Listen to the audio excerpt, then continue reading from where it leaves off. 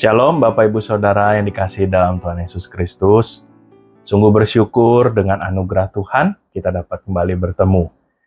Saya harap di tengah apapun kondisi kehidupan kita pada saat ini, kita tetap menjalaninya dengan tetap mengingat akan kebenaran firman Tuhan.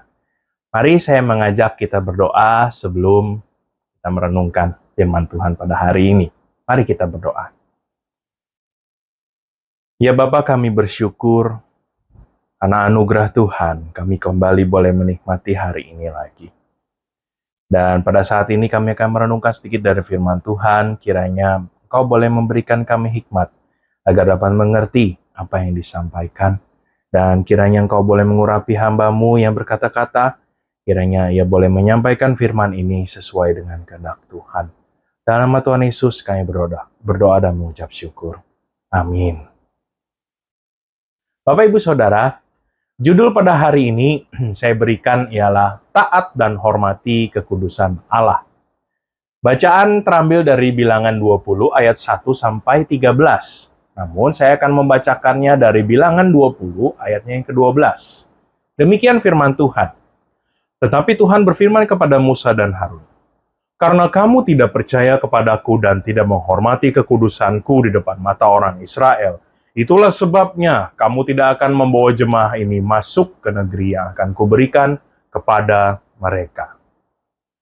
Bapak, Ibu, Saudara, ketika suatu saat kita telah dipercayakan untuk mengkoordinasi sebuah acara Natal, tentulah kita ingin sekali mempersiapkannya dengan baik. Tentu, pasti kita akan mengumpulkan panitia yang baik, yang bisa bekerja sama dengan baik, dan tidak sembarangan di dalam merencanakan sebuah acara. Ketika harinya tiba, kita pasti memastikan semuanya berjalan dengan sangat baik, dan bahkan kita bisa yakin acaranya akan sukses nanti. Namun nyatanya, tidak disangka ketika acara itu mulai, tiba-tiba saja terjadi mati listrik. Sehingga semua alat penunjang jalannya acara Natal tersebut menjadi tidak bisa digunakan. Seolah-olah segala hal yang kita persiapkan itu menjadi sia-sia, dan malah menjadi berantakan. Di dalam tekanan seperti ini, apa yang kira-kira kita akan lakukan? Marah? Bersungut-sungut? Ataukah kita tetap tenang, percaya kepada Tuhan, selagi menjalankan upaya yang kita lakukan agar acara dapat berjalan dengan baik? Nah, Bapak Ibu Saudara, demikian di dalam bacaan Alkitab yang kita renungkan pada hari ini. Musa, kita tahu seorang pemimpin yang luar biasa dipakai oleh Tuhan untuk memimpin bangsa Israel keluar dari tanah Mesir.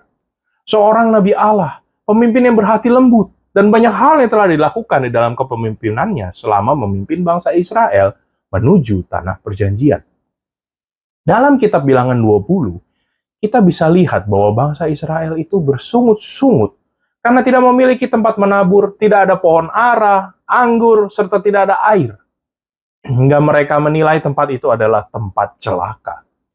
Sungut-sungut mereka didengar oleh Tuhan dan Musa. Tuhan memastikan bahwa mereka akan mendapatkan air yang sangat cukup untuk diri mereka dan untuk ternak mereka.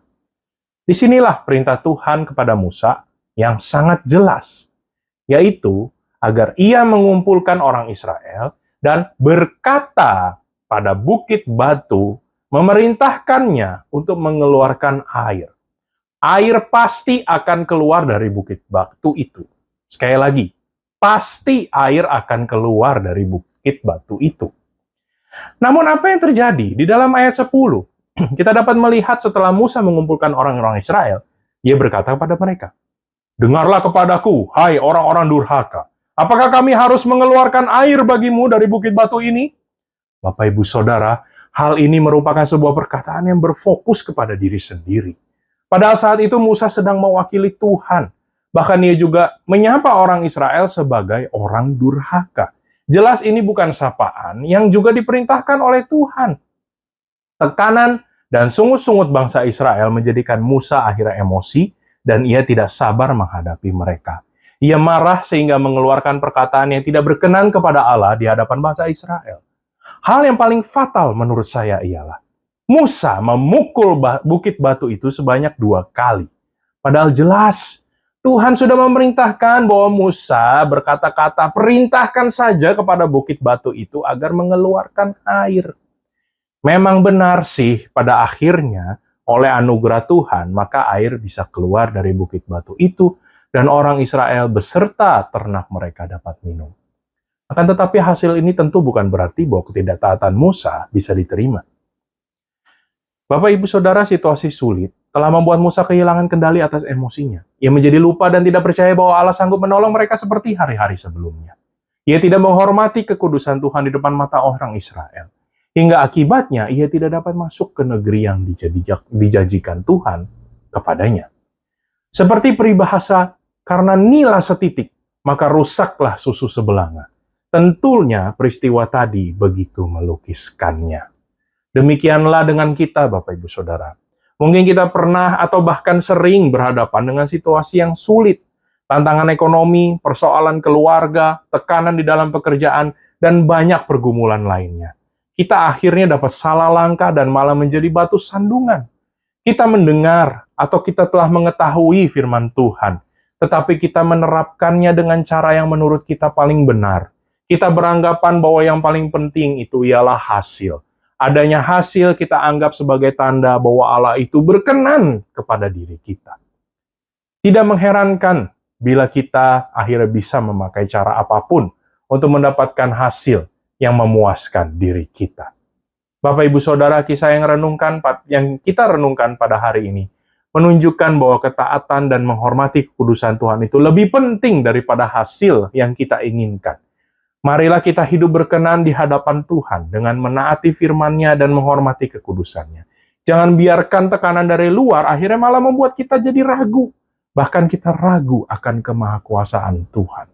Kiranya Roh Kudus memampukan kita untuk menghidupi firman Tuhan di dalam keseharian kita. Amin. Mari kita berdoa. Ya Bapa, terima kasih untuk firman-Mu yang kembali mengingatkan kami untuk menjaga hati dan pikiran kami, menaati firman Tuhan dan menghormati kekudusan Tuhan sebagai teladan orang Kristen di sekitar kami ya Tuhan. Kiranya kami dapat benar-benar menjalani firman ini, dan Roh Kudus Tuhan yang memampukan kami menjalani firman ini, menghidupinya di dalam kehidupan kami sehari-hari. Terima kasih ya Tuhan, kami mau menyerahkan kehidupan kami dalam tangan Tuhan. Dalam nama Tuhan Yesus kami berucap syukur. Amin.